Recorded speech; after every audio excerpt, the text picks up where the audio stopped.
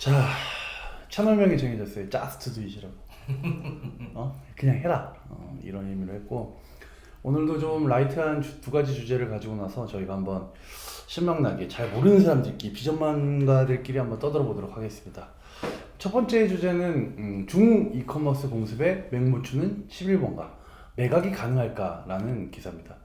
이 기사의 내용을 이렇게 쭉 보면 11번가가 판매 물건으로 나왔어요. 네. 판매 물건으로 나왔는데 줄여서 얘기를 하자면 2018년 기준에 기업 가치가 2조 7천억이었습니다. 현재 5천억이 돼버렸어요. 그러니까 말 그대로 5분의 1로 쪼그라들어 버린 거죠. 자, 그러면 여기 제목부터 이야기하고 있는 전통의 강호들이 11번가 같은 전통의 강호들이 맥을 못 추는 이유는 무엇일까 한번 좀 얘기를 해봤으면 좋겠습니다. 11번가 혹시 써본 적 있으세요? 네. 얼마나 자주 쓰세요? 잘 안 썼어요. 솔직히 G마켓파여갖고. 아, 그래요? 네. 그럼 그 G마켓하고 네. 11번가하고 차이가 있나요? 광고가 G마켓에서 훨씬 더 많이 했었어요. 제가 사용했을 때. 아, 네. 그래서 이제 G마켓 썼다? 그래, 어때요? 저도 11번가는 셀러로 활동을 조금 했었는데 오. 실제로 뭐 구매자 입장에서는 이용을 한 번도 안 했던 것 같습니다. 저는 그 11번가에 광고를 했었어요. 그래서 11번가 자체 광고를 SK 거를 많이 하다 보니까 했었고, 그래서 11번가를 좀 썼습니다. 썼는데 검색 엔진이 그래도 조금 좋은 편이었다고 생각을 하고, 근데 이제 안 쓰게 된 이유가 그 온라인에서 쇼핑을 잘 안 해서 이제 저는 단순한 이유로 잘 안 쓰게 됐는데, 그런데 어쨌든 여기에 지금 나와 있는 것처럼 코로나 직전에 무려 2조 7,500억이라는 대단한 기업이었는데 불과 몇 년 만인가요? 8, 9, 8, 9, 10, 11, 12 9, 10, 1, 2, 3, 4 6년 차 만에 5분의 1이 됐어요. 사실 이런 일이 굉장히 비정상적인 일이거든요. 이분은 저기 2년차 마케터 송송희 씨입니다. 여기는 네, 저는 1년 차인지 뭐 8년 차인지 그 어딘가에 있는 차재현이라고 합니다. 저는 18년 차가 된 최민영입니다. 네, 됐는데 왜 이런 일이 일어났다고 생각을 하세요? 어떤 것 같아요? 코로나 이후에요. 그러니까 코로나 이유가 아니더라도 뭐 주변에서 생각하는 혹은 본인이 생각하는 11번가 이미지, 왜 나는 11번가를 안 쓰게 되는가, 이런 게 좀 있지 않을까요? 일단 여러 브랜드가 입점돼 있는 온라인 머리죠. 쇼핑몰이고 요즘에는 개인이 운영하는 앱이나 이런 게 너무 많아서 좀 약간 스마트폰을 사람들이 많이 사용하면서부터 조금 줄지 않았을까 생각도 들기는 해요. 그러니까 이제 11번가는 아무래도 전통적으로 이렇게 저 PC 네, 앞에서 네. 구매하던 몰이라고 인식이 되어 있으니까 훨씬 더 모바일 친화적인 사이트들이 많이 들어가게 된다, 뭐 이런 얘기인 것 같은데 어떤 것 같아요? 왜 이런 일이 일단 발생했을까요? 저는 반대로 왜 꼭 11번가를 써야 되는가? 쿠팡도 있고 뭐 스마트 스토어도 있는데 그러면 쿠팡 같은 경우에는 뭐 로켓 배송이라든지 이런 메리트도 있고 뭐 스마트 스토어 같은 경우는 조금 저렴한 가격에 상대적으로 많이 나오다 보니 뭐 그쪽으로 대부분 다 이용자들도 많은 걸로 알고 있고 저 역시 그렇게 생각하고 있고, 근데 한때 제가 판매 활동했던 경험을 토대로 보면은 조금 셀러들, 판매자들이 제품을 올리거나 하는 게 다른 플랫폼보다 좀 쉽지 않아요. 그러다 보니까 실제로 판매를 통해서 광고 활동하는 사람들도 적고, 그게 그러다 보니 당연히 이제 그쪽을 통해서 들어오려는 사람들도 적고, 그게 결국에는 이런 일이 네, 발생했다. 이런 일이 발생하지 않았을까. 네. 저도 이제 비슷한 생각인데, 첫 번째는 여기 지금 이제 저희가 자료 조사를 해온 거에 보면 1년간 이 기사를 보면 활성 이용자가 944만 명에서 736만 명, 무려 22%가 감소를 했습니다. 근데 이 정도면 사실 그 사이에 생긴 경쟁자들에 대비했을 때 경쟁력을 상실했다고 보이는 게 맞을 것 같아요. 그러니까 무언가를 뭐 잘했다 잘못했다를 다 떠나서 토탈에서 그 비즈니스 모델이 좀 잘못됐다는 생각이 들고, 이제 뒤에서 또 두 번째 주제를 다루겠지만 테무의 약진이 대단합니다. 그러니까 1년간 11번간 200만 명 가깝게가 빠졌는데 테무가 반년 만에 500만 명을 모으는 기업을 통하면서, 그러니까 결국 소비자들도 효익이 있으면 따라가는데 11번가가 그렇게 매력 있는 사이트가 아니라는 게 좀 문제인 것 같아요.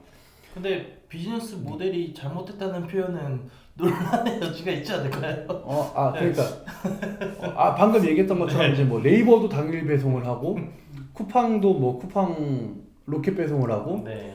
요새는 그 이제 배송 전쟁이 뭐 대단하잖아요. 네. 그런데 이제 그런 어떤 자구책들이 있었겠지만 어쨌든 성공을 못했으면 실패한 맞죠? 전략인 네. 거거든요. 네.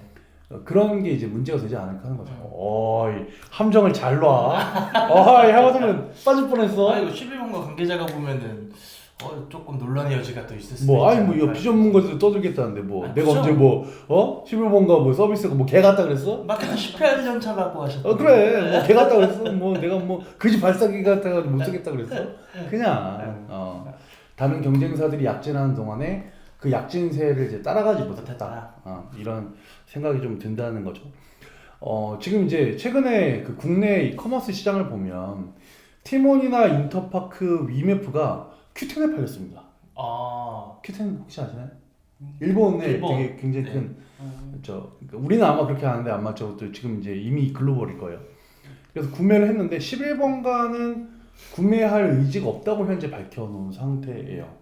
그러니까 11번가가 어떻게 될지 뭐 귀추가 주목되긴 한데 사실 이 주제에서 더 중요한 건 11번가 자체가 아니라 한국 커머스 시장이 붕괴했는가가 좀 중요한 화두가 되지 않을까 싶어요. 그러니까 11번가의 이제 CP라기보다는 전체적으로 요새 워낙 커머스 시장이 힘들잖아요, 그죠? 그런 게 더 클 것 같은데 요새 쇼핑 어디서 하세요? 옷을 만약에 산다면 어디서 사요? 저는 그냥 그 의류를 판매하는 앱을 따로 여자들 같은 경우는 에이블리나 뭐 지그재그나 이런 데에서 구매를 하죠. 평균 한 7개 정도를 사이트를 자주 다니고 30개 정도를 방문해서 7개의 장바구니를 담고 평균 구매 시간이 2주라고 하는 이제 여성 쇼핑몰들의 그런 수치들이 있는데 뭐 그 정도는 가나요? 한 30개 정도 보고 뭐 7개 그 정도는 뭐 다니고 그럼 이제 그 보통 이런 오픈마켓에서 많이 사는 게 또 그런 화장품류들도 많이 구매하나요? 네. 화장품 어디 사요? 올리브. 역시 역시 올리브영. 어때요? 요새 온라인에서 쇼핑하시나요? 저는 잘 안 했는데 저 역시 최근에 테무에서 구매해 본 적이 있어요. 그 얘기는 이따가 두 번째 주니까 이따 하시고 쿠팡에서도 좀 사잖아요, 그죠? 쿠팡에서도 많이 쓰죠. 지금도 뭐 주로 다 쿠팡에서만 이용하고 있습니다. 네이버 지식 쇼핑은 안 쓰고. 네, 스마트 스토어. 네이버 쇼핑. 쇼핑 네. 쓰고. 그쪽은 안 씁니다. 안 써요? 네. 쿠팡 써요? 네. 뭘로요? 로켓 배송? 그러니까 다 이제 뭐 그 다음날 필요한 것들 뭐 생필품 같은 걸 주고 사나요, 그럼? 네, 생필품 같은 거, 뭐 세제 같은 것도 많이 사고 샴푸나 뭐 린스 같은 거, 휴지. 그러니까 이미 다 이제 자기가 쓰는 브랜드들이 있으니까 그냥 싼 거 살 때. 싼 거 살 때. 네이버 지식 쇼핑은 안 쓰고. 네. 야 이것도 참 독특하네요.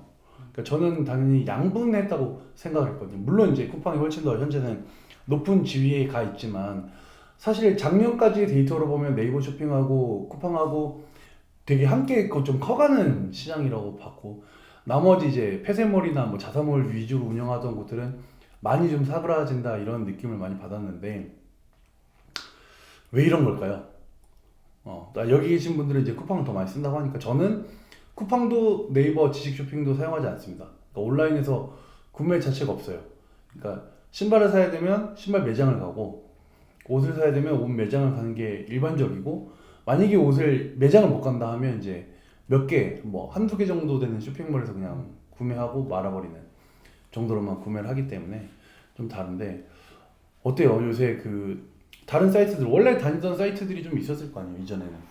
네, 조금 있었는데 저 역시도 그 손님 얘기하신 것처럼 빠른 배송이라는 메리트 그리고 이제 그거를 뭐 구독 형태로 해서 계속 이제 저렴하게 구매를 하고 있는데 그러면서 그런 부분은 이제 빠른 배송하고 저렴한 비용이 좀 가장 큰 메리트로 와서 쿠팡 쪽을 이용하는 것 같아요. 다른 데는 좀 그런 부분을 따라오기가 힘들었고 그게 지금은 습관화가 되다 보니 자연스를 그냥 쿠팡으로. 네.